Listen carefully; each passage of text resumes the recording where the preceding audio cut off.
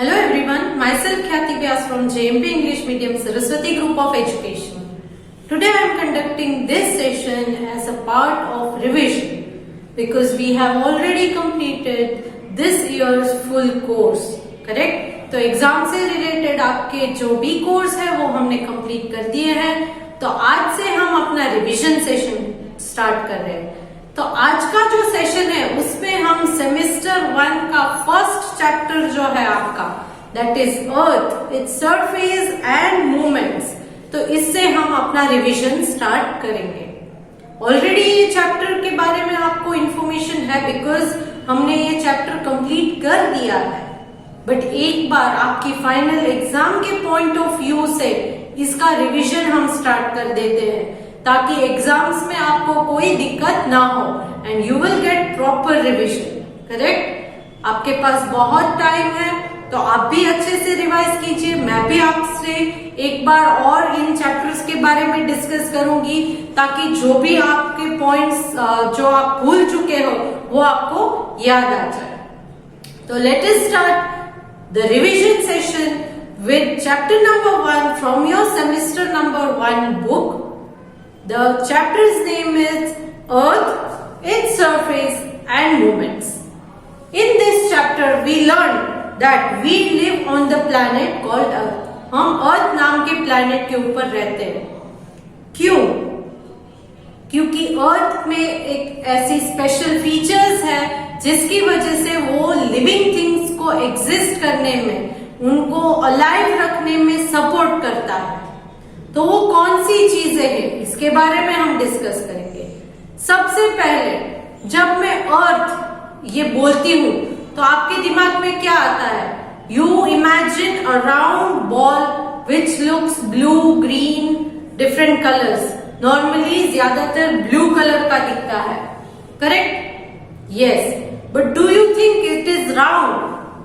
हमने ये पढ़ा था, is it round? No, it looks round but it is of orange shape. orange के शेप जैसा होता है। और किस तरह से? it is having a bulge in the center. Centre में मिडिल पार्ट bulged है, मतलब के फूला हुआ।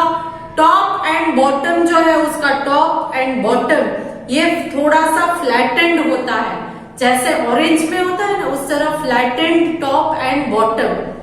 The top part which is flattened is called the north pole और जो साउथ पार्ट है फ्लैटेंड वाला उसे कहेंगे south pole, correct? Yes, and bulging in the centre, centre में से बल्ज होता है earth. So then we also discussed that earth supports life. Earth जो है वो लाइफ को सपोर्ट करता है। Earth is the only planet on which life exist. बहुत सारे प्लैनेट्स हैं, उनमें से सिर्फ अर्थ ही एक ऐसा प्लेनेट है जिस पर लाइफ मतलब कि लिविंग थिंग्स रहते हैं। क्यों? First thing is because of atmosphere. What is atmosphere? Atmosphere is nothing but it is surrounded by, earth is surrounded by layer of air called atmosphere. तो अर्थ के आजू बाजू में जो लेयर ऑफ एयर है उसे हम कहते हैं एटमॉस्फेयर। सपोज अगर एयर नहीं है सराउंडिंग में तो क्या होगा? Will you be able to breathe? आप सांस ले सकते हो? नहीं। क्यों? क्योंकि सांस लेने के लिए एयर चाहिए, ऑक्सीजन चाहिए। एयर के अंदर अलग अलग टाइप के गैसेस होते हैं जिनमें से ऑक्सीजन जो है वो सबसे इंपॉर्टेंट है। तो ये एटमॉस्फेयर है तो इसीलिए हम सांस ले सकते हैं, we can breathe. It has right temperature as well. I told you in the beginning अलग अलग फैक्टर्स है जो रेस्पॉन्सिबल है जिसकी वजह से लाइफ एग्जिस्ट करती है अर्थ के ऊपर। उनमें से एक है एटमॉस्फेयर, दूसरा है राइट टेम्परेचर। सन के बाद अलग अलग जो प्लैनेट्स हैं वो अलग अलग अपने ऑर्बिट्स में घूमते रहते हैं। तो उसमें से अर्थ एक ऐसा प्लैनेट है जो ना तो सन के बहुत नजदीक है ना ही सन से बहुत दूर है। If you are too close to sun it will be too hot and life will not exist and if you are too farther, अगर बहुत दूर है प्लैनेट, तो क्या होगा, ठंडी बढ़ते ही जाएगी और उतनी ठंडी में भी लिविंग थिंग्स नहीं रह पाएंगे। बट अर्थ की जो पोजीशन है, सन के बाद थर्ड पोजीशन पर अर्थ आता है, थर्ड प्लैनेट है, तो वो उस पोजीशन में इतना अप्रोप्रिएट है कि टेम्परेचर एकदम करेक्ट मिलता है, बहुत ज्यादा गर्म भी नहीं है और बहुत ज्यादा एक्सट्रीम लेवल का ठंडा भी नहीं है। So that is also point. Then one more thing is it just has water. Earth के सरफेस के ऊपर लैंड एंड वाटर दोनों चीजें हैं। लैंड जिसके ऊपर ह्यूमन बीइंग्स है, प्लांट्स है, एनिमल्स हैं, ये सारे एग्जिस्ट करते हैं, एंड वाटर जिसके अंदर कुछ animals that is aquatic animals रहते हैं, एक्वेटिक प्लांट्स रहते हैं, तो वाटर के अंदर भी है।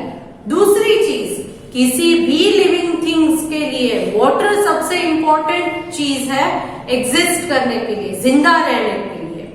क्यों? ह्यूमन बीइंग्स है तो पीने के लिए पानी चाहिए, खाना बनाते हैं तो कुकिंग के लिए पानी चाहिए, तो इन सारी चीजों के लिए पानी चाहिए। सेम वे प्लांट्स को भी अगर आप वाटरिंग नहीं करोगे तो वो प्लांट्स भी मर जाते हैं, तो प्लांट्स के लिए भी वाटर जरूरी है, एनिमल्स एंड बर्ड्स के लिए भी वाटर जरूरी है। तो अर्थ एक ऐसा प्लैनेट है जिसके ऊपर लैंड एंड वाटर दोनों चीजें प्रेजेंट है, जिसकी वजह से लाइफ एग्जिस्ट कर पाती है। फर्स्ट थिंग कि अर्थ के आजू बाजू में लेयर ऑफ एयर है जिसको हम एटमॉस्फेयर कहते हैं, उसकी वजह से। सेकेंड थिंग, अर्थ का टेम्परेचर, उसका पोजीशन इस तरह से है कि अर्थ का टेम्परेचर एकदम राइट टेम्परेचर है जिस पर लिविंग थिंग्स एग्जिस्ट कर पाए। And third thing, water, presence of water. अगर वाटर प्रेजेंट नहीं होता तो लिविंग थिंग्स एग्जिस्ट नहीं कर पाते।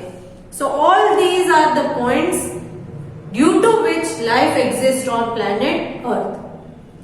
अर्थ जो है हमारा, it looks blue from space. Space मतलब आकाश से अगर आप अर्थ की फोटो निकालो तो वो ब्लू कलर का दिखता है, इसीलिए it is also called blue planet. इसको ब्लू प्लैनेट भी कहा जाता है। क्यों? क्योंकि 2/3 of earth surface is covered by water and only 1/3 is covered by land. पूरे अर्थ का अगर 3 पार्ट्स कर दो तो उसमें से 2 पार्ट्स जितना वाटर है, सिर्फ 1 पार्ट जितना ही लैंड है, and water bodies are represented in blue colour, so it is called blue planet. What is earth called? Which planet?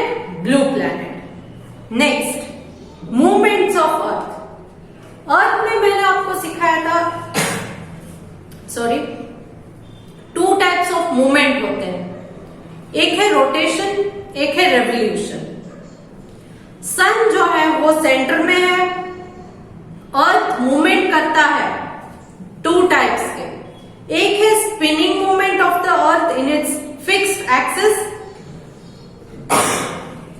Excuse me, spinning movement of the earth मतलब एक ही जगह पर गोल गोल जो घूमते रहता है उसे स्पिनिंग मूवमेंट कहा जाता है। तो उसकी अर्थ की जो एक्सिस है वो फिक्स्ड होती है, तो उस स्पिनिंग मूवमेंट को कहते हैं रोटेशन। दूसरा मूवमेंट है रेवोल्यूशन। रेवोल्यूशन क्या है? सन के आजू बाजू में पूरा चक्कर लगाते रहता है हमारा प्लैनेट अर्थ, और इस मूवमेंट को हम कहते हैं revolution, in which earth revolves around the sun in its orbit. Orbit क्या है? It is a fixed path on which the earth revolves. ये एक fixed path मतलब fixed रास्ता होता है जिसके ऊपर ही वो अर्थ चलते रहता है सन के आजू बाजू में। That is, और उस मूवमेंट को कहते हैं रेवोल्यूशन। क्या कहते हैं? रेवोल्यूशन। तो earth shows 2 movement, rotation, revolution. Now rotation से हम क्या चेंजेस फील करते हैं? यस, रोटेशन की वजह से डे एंड नाइट का चेंजेस होता है। क्यों? क्योंकि वो जो स्पिनिंग मोमेंट है उसकी वजह से क्या होगा, सन के टूवर्ड्स जो पार्ट अर्थ का फेस करेगा उसके लिए डे होगा, बट सन के अगेंस्ट जो पार्ट होगा अर्थ का उसके लिए नाइट होगा। और जब वो 24 आवर्स में एक बार हमें डे एंड नाइट होता है, कैसे? क्योंकि जब वो स्पिन करता है अर्थ तो नेक्स्ट थोड़े घंटे बाद क्या होगा, other part will have day and this part which was towards it before, now it has a night.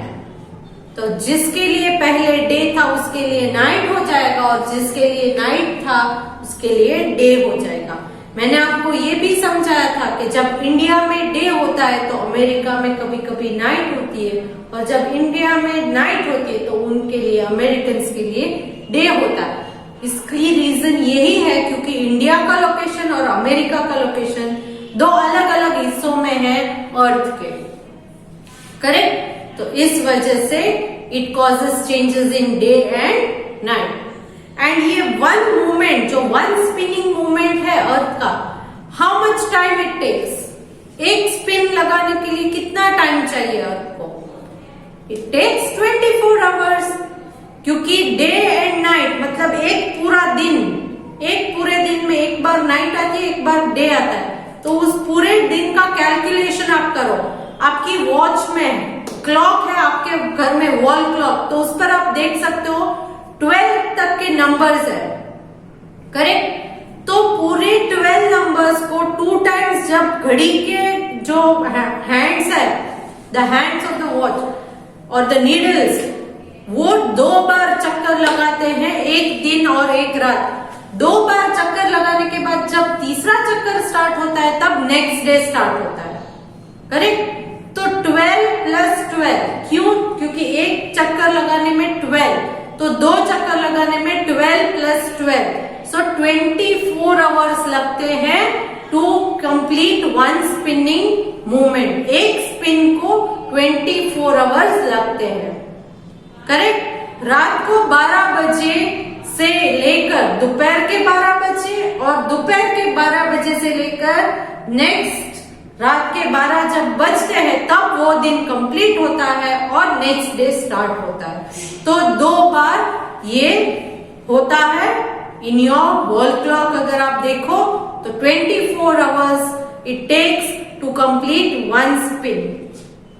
Same way revolution, उसका चेंजेस क्या होता है? रेवोल्यूशन की वजह से क्या चेंजेस होते हैं? रेवोल्यूशन की वजह से चेंजेस ये होगा कि it causes changes in the season. अलग अलग सीजन के चेंजेस आपको फील होते हैं। अलग अलग सीजन के चेंजेस कैसे? जितनी सन से नजदीक है, डायरेक्ट रेज ऑफ द सन आती है, तो उस वक्त जो है समर होती है, उसके बाद समर के बाद monsoon, then winter, then again summer. तो इस तरह से चेंजेस आते रहते हैं सीजन में। ये चेंजेस आते हैं अर्थ का मूवमेंट जो है रेवोल्यूशन का, उस वजह से ना। रेवोल्यूशन मतलब कि जो सन के आजू बाजू में मूवमेंट होता है अर्थ का, ये एक सन है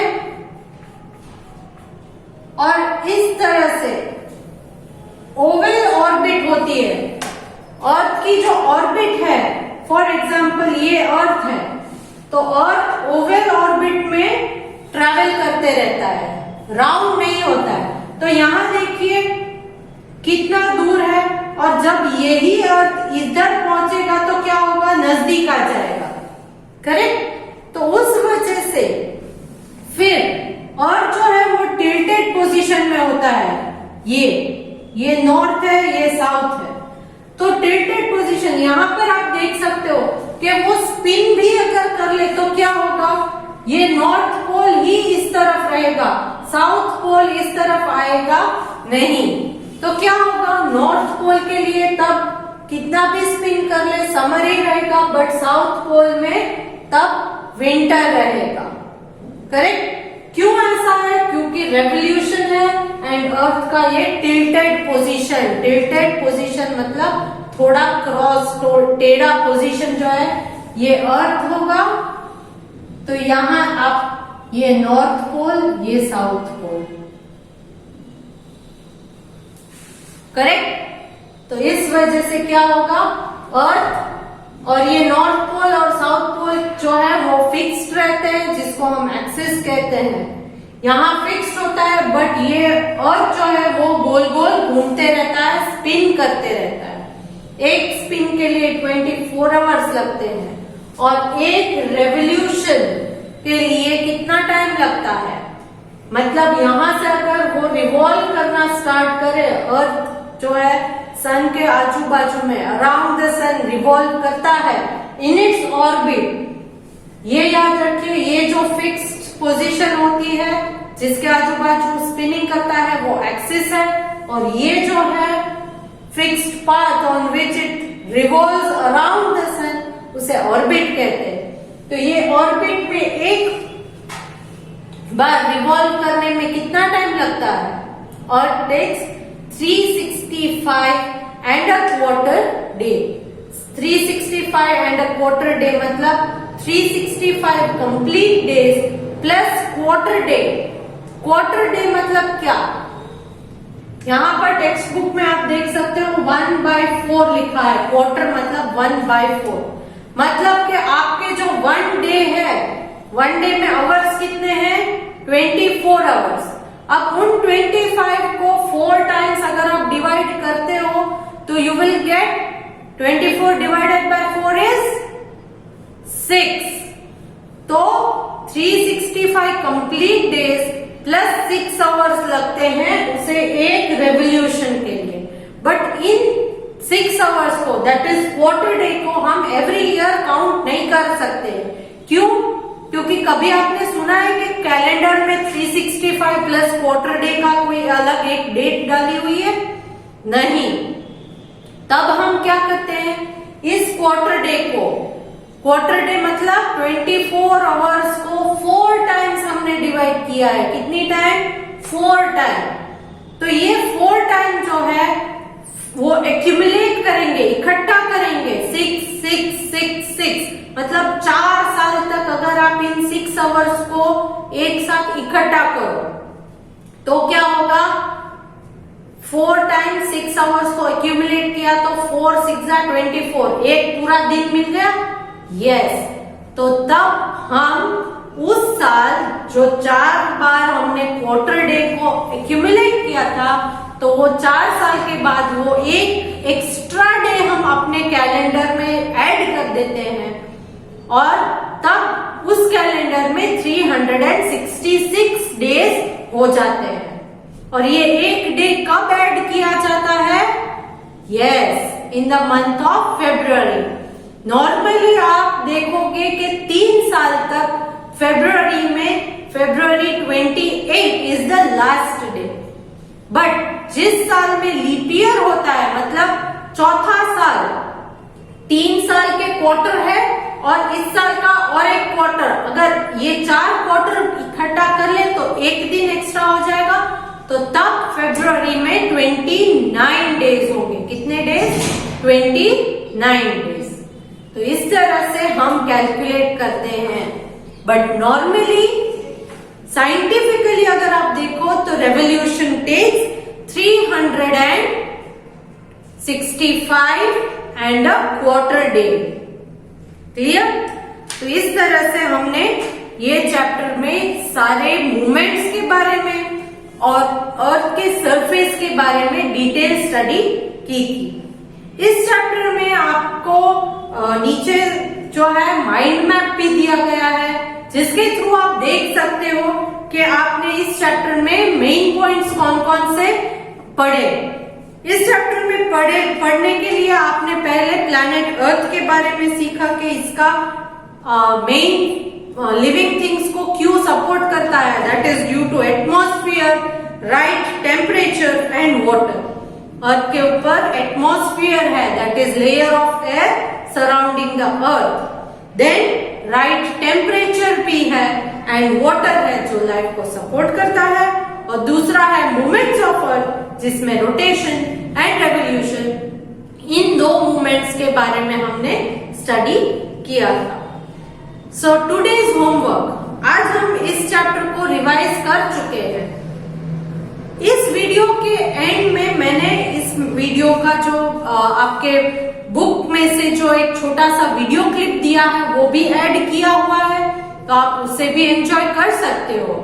बट होमवर्क में मैं आपको सिर्फ यही बोलूंगी कि इस चैप्टर की जो एक्सरसाइज है, आपकी text book exercise, match the following है, ट्रू और false, choose the correct answer, identify who I am and question answers, इन सारी चीजों को रिवाइज करोगे, लर्न करोगे, बाय हार्ट करोगे।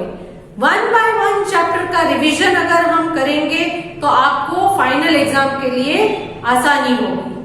करेक्ट? तो आई होप कि you will listen to what I am saying, you will follow my instruction and do the revision of this chapter today. Okay, so चलो, let me take your leave now. Bye. The Earth rotates or spins on an imaginary line called its axis.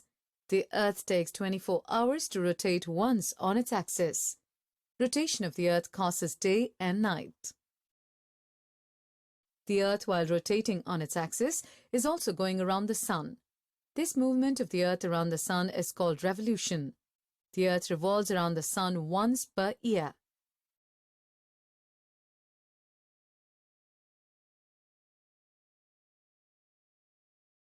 As the Earth revolves around the Sun due to its tilt, sometimes the North Pole and sometimes the South Pole get nearer to the Sun.